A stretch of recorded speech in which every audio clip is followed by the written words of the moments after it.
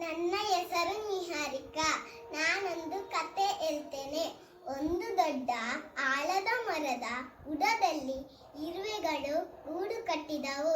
ಅದು ಎಲ್ಲಾ ಇರುವೆಗಳಿಗಿಂತ ಚಿಂಟು ಇರುವೆ ಬಹಳ ಶ್ರಮಜೀವಿ.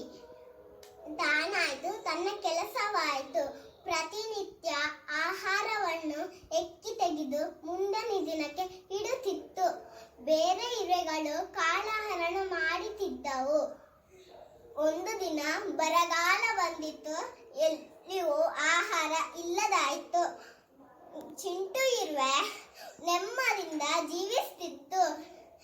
ಬೇರೆ ಇರುವೆಗಳು ನನಗೂ ಸ್ವಲ್ಪ ಆಹಾರ ಕೊಡ್ತೀಯಾ ಎಂದು ಬೇಡಿಕೊಂಡವು. ಚಿಂಟು ಇರುವೆ ಎಲ್ಲರಿಗೆ ಆಹಾರ ಕೊಟ್ಟಿತ್ತು. ಅದಕ್ಕೆ ಹಿರಿಯರು ಹೇಳುವುದು, ಕೈ ಕೆಸರಾದ್ರೆ ಬಾಯಿ ಮೊಸರು.